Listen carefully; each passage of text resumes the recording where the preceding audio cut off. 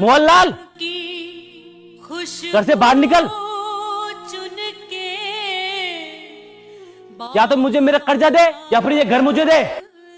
मैंने तो आपसे पहले ही मना किया था, इस आदमी से पैसे उधार मत लो, ये अच्छा आदमी नहीं है। अगर समय पर पैसे नहीं चुका पाए तो रही सही इज्जत भी चली जाएगी। दिन बुरे चल रहे हैं सावित्री, जो भी व्यापार शुरू किया सबने घाटा ही दिया। पिताजी के गुजरने के बाद सोचा चंगीराम से कुछ पैसे उधार लेकर एक व्यापार चालू करूं, उसमें भी घाटा चला गया। उसके बाद एक सगा छोटा भाई था, वो भी मुझे छोड़कर चला गया।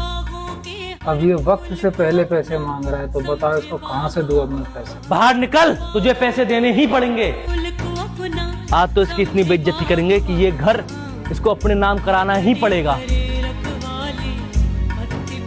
अरे सुन रही हो कैसे भैया के लोग कपड़े फाड़ रहे हैं? बिना सोचे समझे लोगों से उधार लेंगे तो यही हाल होगा।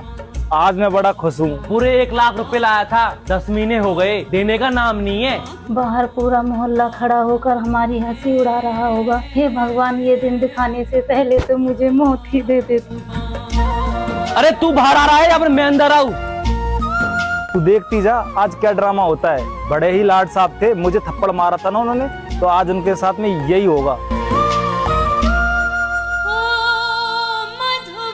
ये लो जी, बाकी सब गहनों में से यही एक अमानत बची थी, इसे चंगीराम को देकर उससे कुछ दिन की मोहलत मांग लो।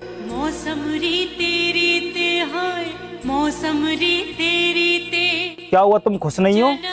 मूर्ख आदमी, बेइज्जती आपके पूरे खानदान की होगी। नहीं बल्कि हो रही है। वो 2 टके का आदमी आपके भाई की बेइज्जती कर रहा है और आप खड़े खड़े देख रहे हो। बड़ी अजीब बात है, आप उस पर हंस रहे हो। फिर से सजाए जब एक भाई की बेइज्जती होती है तो दूसरे भाई की भी इज्जत पर उतनी ही आंच आती है। जेठ जी ने उस दिन आप पर इसलिए हाथ उठाया था क्योंकि आप शराब पीकर मोहल्ले में हंगामा कर रहे थे। उस दिन वो आपका आपसी मामला था, इसलिए मैंने आपसे कुछ नहीं कहा। लेकिन आज इज्जत हमारे पूरे घर की जा रही है, मैं नहीं देख सकती। नहीं सावित्री, ये तुम्हारे सुहाग की निशानी है, मैं इसे नहीं ले सकता। मैं चंगीराम से वैसे ही हाथ पैर जोड़कर कुछ दिनों की मोहलत ले लूंगा, मैं इसे नहीं ले सकता सावित्री। मेरा सुहाग तो आप हो जी, मैं आपको झुकते हुए नहीं देख सकती। इससे अच्छा तो यह है कि मैं इस मंगलसूत्र का ही त्याग कर दूं। गले में काला डोरा पहन लूंगी, अच्छे दिन आएंगे तो मंगलसूत्र तो और बन जाएगा। तुम ठीक कहती हो, मुझसे बहुत बड़ी गलती हुई है, लेकिन अब तुम ही बताओ क्या करना है। करना क्या है, आप भी एक लट उठा लो, मैं भी एक लट उठा लेती हूँ, देखते हैं वो कितने बड़े सूरमा है। चलो ठीक है, अलमारी में 1 लाख रुपए पड़े हैं, उन्हें भी लेकर चलो।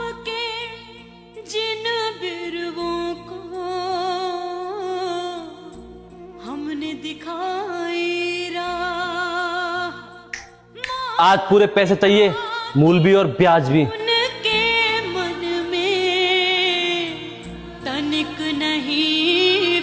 क्यों बे, इस तरह हमारे घर में क्यों आया तू? मैं तो अपनी वसूली लेने आया था। उधारी वसूल करने का ये कौन सा तरीका है?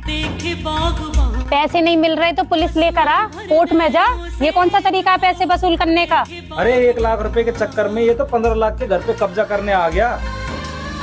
फिक्र मत कर सावित्री, अब भाई आ गया है, सब कुछ ठीक कर देगा। चलो जी, इसका हिसाब कर देते हैं। ये तेरे 1 लाख रुपए है और बाकी का ब्याज तुझे समय होने पर ही मिलेगा। पकड़ अपने 1 लाख रुपए और निकल यहाँ से।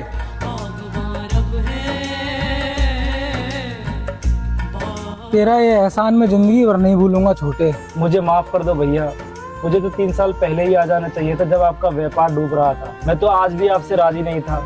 अगर एहसान मानना है तो अपनी बहू का मानो, जिसने मुझे सोए हुए को जगाया।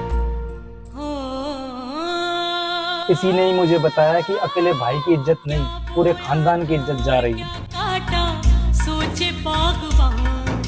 बेटा, मैं तुम्हारे माता पिता को प्रणाम करता हूँ जो उन्होंने तुम्हें ऐसे संस्कार दिए।